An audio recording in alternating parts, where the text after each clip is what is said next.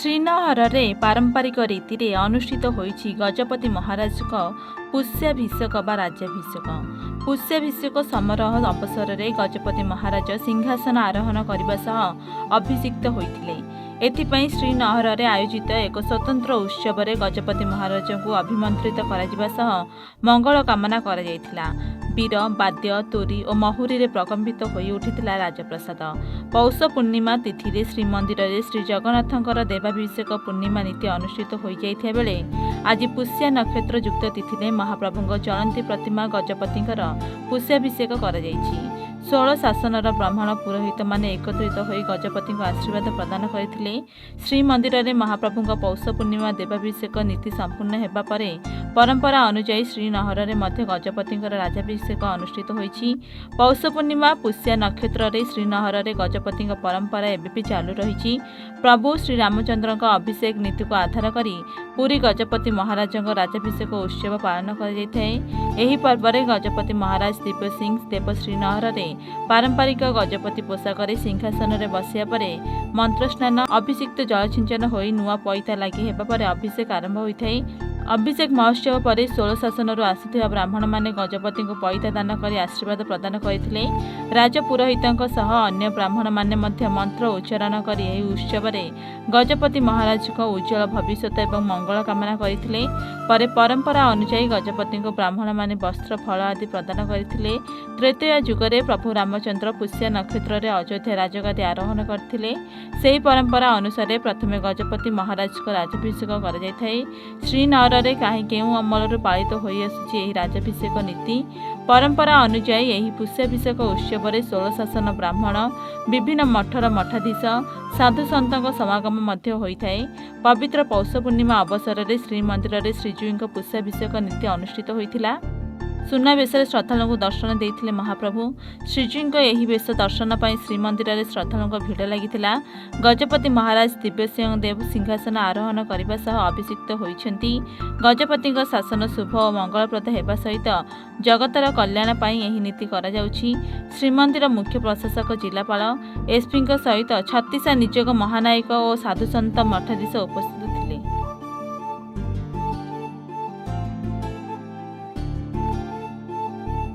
ब्रह्मांडरनाथ श्री जगन्नाथ महाप्रभु शंखनाभि क्षेत्र पुरुषोत्तम धाम। ये शंखनाभि क्षेत्र पुरुषोत्तम धाम रे श्री जगन्नाथ विराजमान।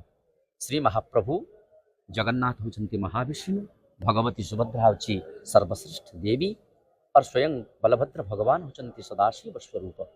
सही महाविष्णुंकर आज महाअभिषेक कौन भली ना पुष्याभिषेक परंपरा संस्कृति केवल ये एक कलिजुगे नुहे, ये चारि जुगर व्यवस्था जो भली भाव राजतंत्र रे राजकीय व्यवस्था थिला सेही भली परंपरा सेही भली संस्कृति आज सबुठी सबु जगार मध्य कौठी यही परंपरा नहीं। कहीं ना श्री जगन्नाथ धाम क्षेत्र रे शंखनाभि मंडल रे स्वयं महाविष्णु थिबारु से महाविष्णु देवतांकर पूर्णमी तिथि रे पुष्याभिषेक सहित राजराजदी वेश आ स्वर्ण भेष रे महाप्रभु अंकित होते। समस्त मन भितर प्रश्न जे काली दिदिन तले तो पुष्य पूर्णिमा तो महाप्रभु स्वयं अभिषेक कार्यक्रम समाप्त होती। पुणी गोटे दिन ब्रेक पर गजपति महाराज कौन ये कार्यक्रम कौन समय बीती जाइए कि ना किसी परिवर्तन हो जाइए कि किंतु भीतर व्यवस्था हूँ ज्योतिर् मतानुसारे धर्मशास्त्र मतानुसारे जो भली राजा श्री रामचंद्र जितेबले पुष्याभिषेक राजाभिषेक ही सिंहासन आरोहण करते नक्षत्र संजोग पुष्या कर्कट संजोग होता से भाव में ये तिथि सीना महाप्रभु पूर्णमी तिथि सूर्य उदय हो गले महाप्रभुंकर देवनीति कार्यक्रम समाप्त होती किंतु राजांकर व्यवस्था हूँ नक्षत्र युक्त तिथि पुष्य आज से आज श्रीनगर रे गजपति महाराजंकर पैतालागी ठारू आरंभ करी भगवती श्री कनक दुर्गांकर अर्चना आउ राजाभिषेक पटचित्र द्वारा षोडशोपचार पूजा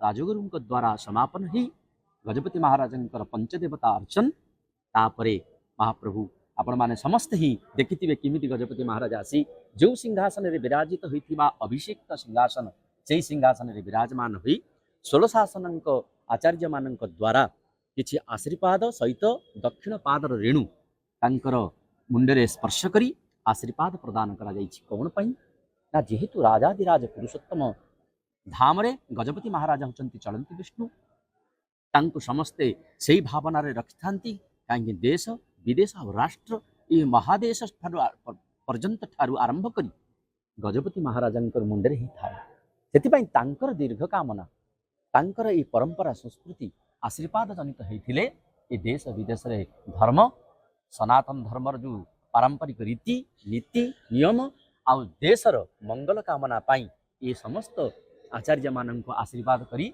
गजपति मुंडरे दिया जाइछि जे एई वर्ष ता परिपूर्ण ये सही भली भाव रे जो जेमती रामाभिषेक हिथिला रामाभिषेक रे विभिन्न प्रकार आचार्य माने बसी तांको रामाभिषेक कर सारला परे आशीर्वाद प्रदान करथिले सही परंपरा सही माने परंपरा को केबे किए विच्युत करि नाहंती जेहेतु आमर शंखनाभि क्षेत्र रे 16 शासन व्यवस्था रही से 16 शासन आचार्य द्वारा ये कार्य को परिपूर्णता कर जाए। हरि ओम जय जगन्नाथ जय जगन्नाथ।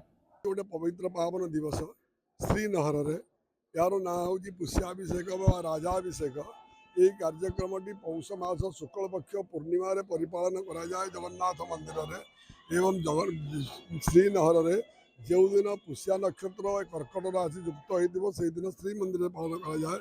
आमर पूर्णिमा दिन श्रोत्रिय ब्राह्मण एवं राजगुरु देउल पुरोहित द्वारा जगन्नाथ से कार्यक्रम समाप्ति हो जाइए। आज गजपति श्रीनगर में सका गजपति भी पैदा लई करागला देवार्चन कार्य करागला राजगुरु मान द्वारा संध्या बेले 16 शासन अंतर्गत सब शासन ब्राह्मण मैंने निज निज शासन नारिकेल एवं यज्ञोपवीत धरी श्रीमंदिर में आसी पहुँचले। आज श्रीनगर हूँ उत्सव मुखरित कहीं आज बहु लोक समागम एथरे विभिन्न किस्म लोक मैंने भी आसती विशेषतः 16 शासन ब्राह्मण मैंने आशीर्वाद देवाई एठक आसती। रामार्जन चंद्रिका पद्धति अनुसार श्रीनगर में रामाभिषेक पट्टी को आज षोड़शोपचार पूजन राजगुरु मान द्वारा करागला। माँ कनक दुर्गा पूजा करागला एवं एतक सरलापर राजगुरु मैंने पंत्रपूत जल द्वारा राजा एवं राणी के अभिषेक कले। अभिषेक कर सारे राजगुरु धर्मपत्नी जहाँ को आम राजगुरियाणी बोली कहू राजगुरियाणी मान राजा एवं राणी को बंदापना कार्यक्रम कले। तापर गजपति महाराज ये बंदापना सरिया पर वेद मंत्र ध्वनि मंगलाष्टक पुरी नादरे गजपति महाराज निज सिंहासन आरोहण कले। आरोहण कर सारे प्रथमे गजपति महाराज को शासन माड़ू आसी नारिकेल एवं यज्ञोपवीत आम राजगुरु मान को दि जाता। राजगुरु मैंने आम श्रीनगर ये पुष्पाड़क अर्पण करते सी निज यथास्थान रखी गजपति मान एतक दिया सरिया पर गजपति महाराज को शासन बाड़ू आसी पदार्थ मान लगी एवं ब्राह्मण मान को अक्षत बंटन करते आमर पुष्पाड़क एवं आमर प्रधानी निजोग से चाउल को अभिमंत्रण कर राजा आयु आरोग्य कामना करी से चाउल को राजगुरु को दि जाता। राजगुरु सेठारे मंगलारोपण कार्य आमर जो अच्छी भूमि दीप फल दुर्वा पुष्प गौर चना तथा यही जो पदार्थ मान राजा को समर्पण कर सारापर लगी कर सारापर अक्षत आशीर्वाद दिगला। आपड़ देखिए गोटे से धड़ा करिया पड़ा से आमर श्रीनगर भाषा श्रीमंदिर भाषा पहाड़ा बोली कह जाए।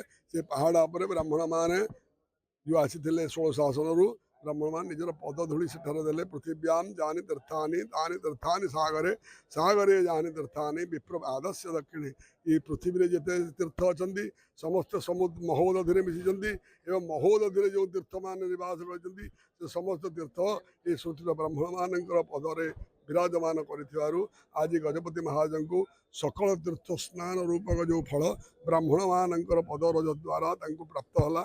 आम जगन्नाथ चरणार बिंदे प्रार्थना कर महाप्रभु यही पुष्याभिषेक ठार आसंता वर्ष पुष्याभिषेक पर्यंत ये उत्कल भूखंड को भारत भूखंड को ये राष्ट्र को आपण पांचजन्य शंखरे पुरे सुदर्शन चक्र घोड़ी रखु सबु प्रजा माने आदि दैविक आदि भौतिक आध्यात्मिक तीनोटी जाक चापरू से माने मुक्त लाभ करंतु आयु आरोग्य प्राप्त हूँ समस्त जगह प्रजा माने सुखे रुहतु स्वस्ति प्रजाभ्य परिपालयन्तु न्यायेन मार्गेण महिं महिषा गोब्राह्मणेभ्य शुभमस्तु नित्यं लोकाः समस्ताः सुखिनो भवन्तु। जय जगन्नाथ जय जगन्नाथ जय जगन्नाथ जय जगन्नाथ। आज हेउछि पवित्र माघ मास कृष्ण पक्ष द्वितीया तिथि एवं आज हूँ पुष्या नक्षत्र युक्त तिथि।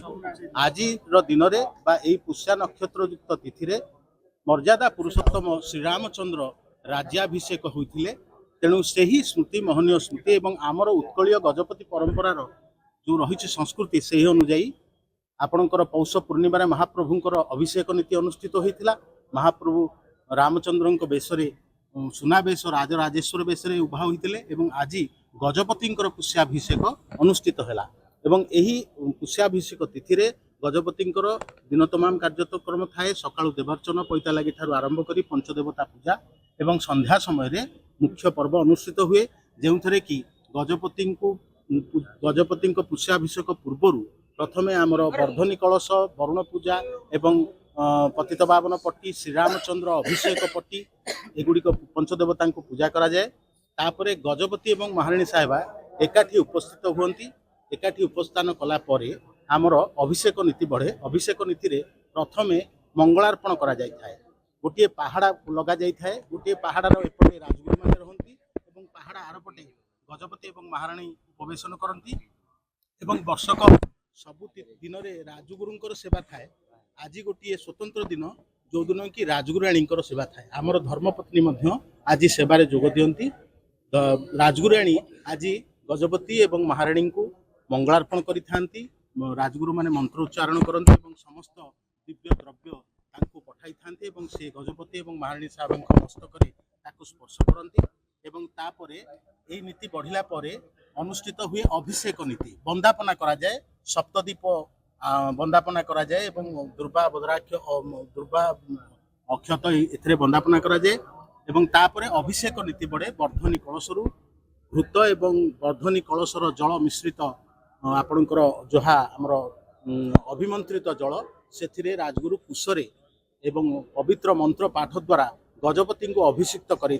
अभिषिक्त हैला परे गजपति पुणी राजवेशरे गादी को विजय करती एवं गादी रे विजय कला परे आमर जो 16 शासन रही 16 शासन ब्राह्मण महाजन माने आज ग्रामरू आपणकर श्रीफल बा नड़िया एवं ता सहित पैता सुवर्ण पैता रौप्य पैता ताम्र पैता विभिन्न प्रकार पैता धरिकी बा यज्ञोपवीत धरिकी आसती जहाँ को आमे ग्रहण कला परे ताहा गजपति मस्तक छुआ जाए एवं गजपति महान परंपरा अनुଯାयी जहाँ ब्राह्मण मानू सम्मान एवं भक्ति करिथांती से अनुଯାयी आज समस्त 16 शासन ब्राह्मण माने पदरज प्रदान करती जार पाद धूली को आज गजपति मस्तक धारण करती एवं ता सहित अक्षतरे गजपति को आशीर्वाद करती एवं ता सहित आज समस्ते निजर निजर आशीर्वाद सारी पुणी गोटे वर्ष पाई कल्याण करी गजपति को निज ग्राम को प्रस्थान करता।